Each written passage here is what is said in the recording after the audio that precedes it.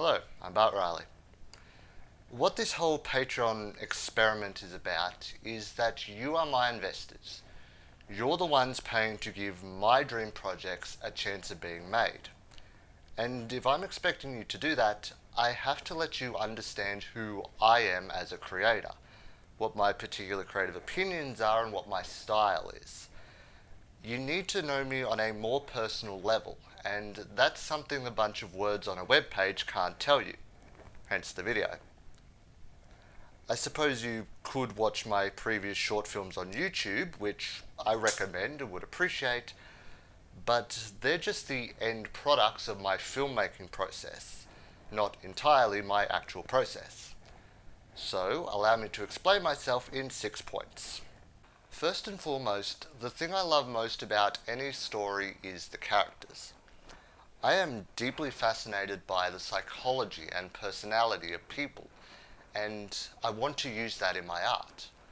For me, it's not about what happens or where it happens, but who it happens to and how they react to it. You can tell the exact same story 1,000 times, and Hollywood does, and by simply changing the protagonist, the antagonist, the supporting characters, every telling can feel completely different, because what you're changing is the human element that we, the audience, connect with. It's what we relate to, fall in love with, laugh at or laugh with, cry with, despise, are disturbed by. And it's all the better when the characters are allowed to guide everything else, especially when the plot is just their boring daily lives interacting with each other. It's for that reason you could call me an actor's director. Depending on the quality of my casting director skills, I would love to have talented actors who know how to do subtlety as much as exaggeration, so that I can work with them to get to the essence of their characters and help them understand who I want them to be. Every tiny thing we see about a person can tell us all about them, and I enjoy the directors and actors who utilize those little details to tell the story, and let the characters drive the story instead of just throwing shit at a blank slate man for a few hours. My second point is to have a point, have a purpose, have a meaning.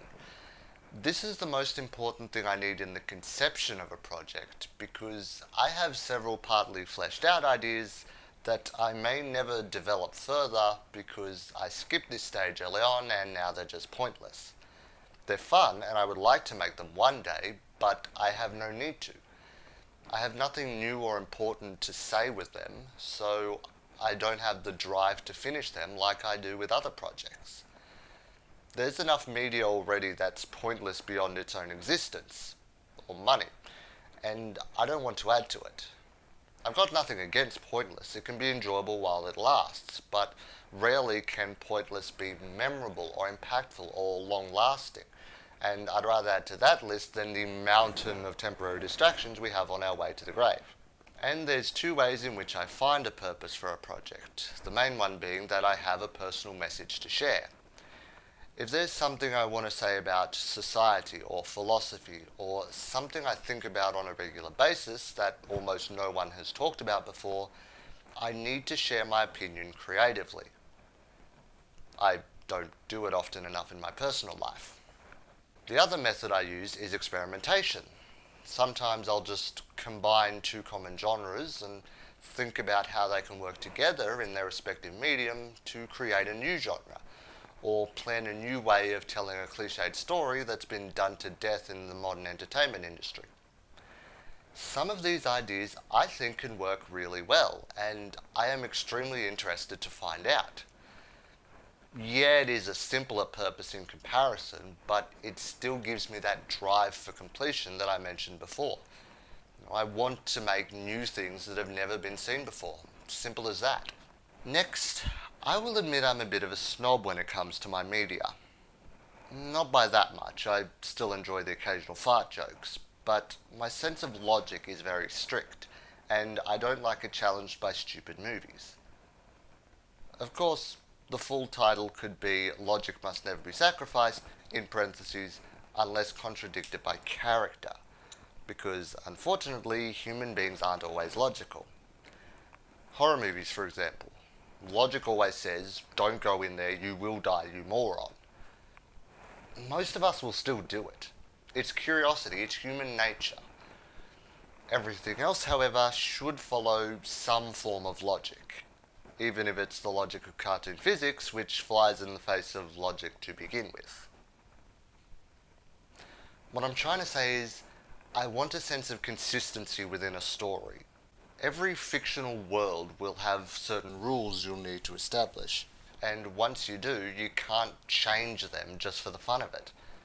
You can break them, but that's different. If something is there, I want to feel there is a reason for it to be there based on what I already know. I don't even need the reason sometimes, it just can't be there only because of potatoes. No matter how fantastical or realistic the setting is, the events need to follow a sensible, straightforward logic that I can follow as well. Especially in video games where I'm actively relying on an understanding or discovery of what the creators want me to do. Without logic in that scenario, tits go up real quick, I get confused, and I just don't enjoy myself, so I don't want to do that to others. To make it easy, most of us already have a pretty solid grip on logic in the real world, so there's not too much explaining required if we set stories in reality.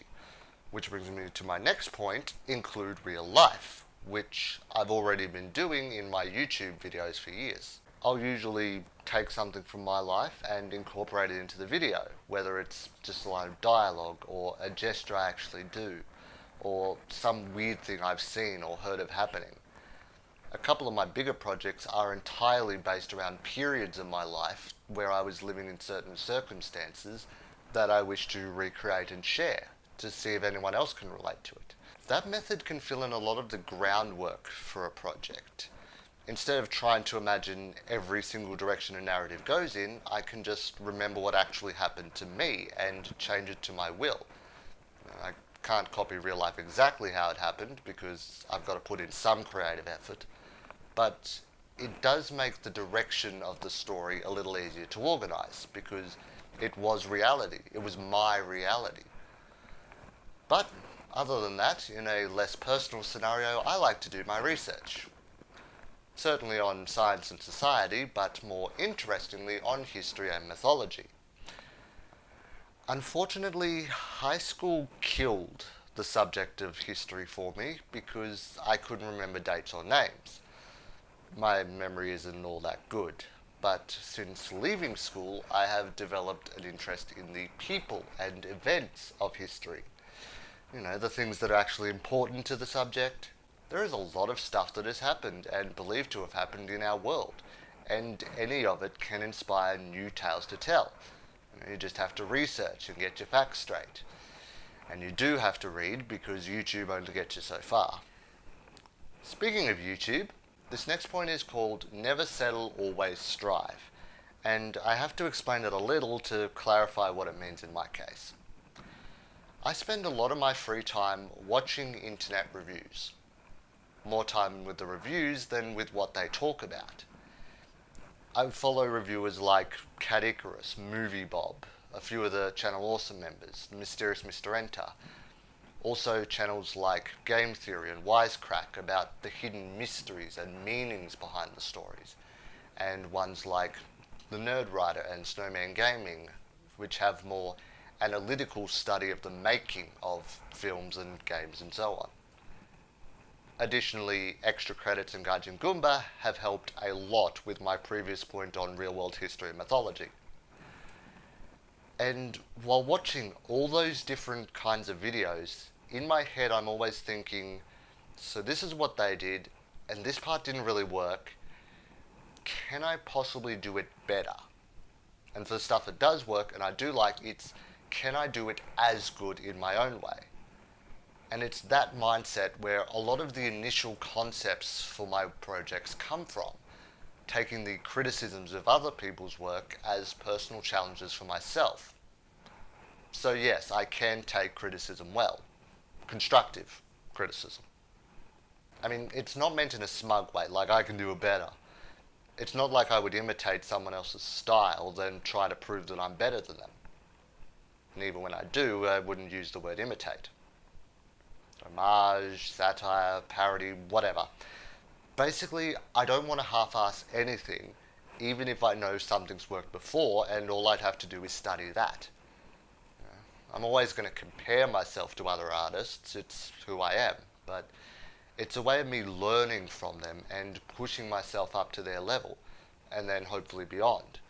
Not to settle as a follower of trends or a copycat or lazy, but strive to become my own artist by stealing and vandalizing in a logical way. My final point is all about the details, so it covers everything else about my work. It's how I want to handle dialogue, my story progression, how I use cinematography in sets and costumes. In video games, it'll be in the environments and level designs, in the gameplay itself, and so on. I love artists who don't need to shove story and meaning in your face with exposition or close-ups or stuff like that, but they just stand back and present everything you need in a way that's less intrusive but more intriguing. It draws out more investment if I have to work for it and really pay attention and think about what's going on. Great artists can even tell two stories at once like this, presenting the main narrative for general audiences with a secondary optional story for those who choose to look for it. I mean, that's the basis of what the Game Theorist Collective do. It enriches the experience for me, makes these worlds feel more alive and complete. And with how simplified a lot of media can be these days, it definitely reveals who the quality creators are, which I hope to be one eventually. So with this list, it doesn't really matter where the initial sparks of inspiration fall within those categories. I've found that I can fully develop my ideas using all of these creative disciplines, even before I sat down and thought it through for this video. Now that I have, they are my general overarching rules that I wish to hold myself to, and the core elements of what I will bring to every project in the coming years. And for those of you already willing to sponsor and support me through those years, I humbly ask that you ensure I follow my own rules, so that not only am I satisfied with what I manage to produce, but more importantly, you enjoy it as well. And then I get to continue making the kinds of films and video games and music and stories that I already love to experience. And I get to share my love with all of you.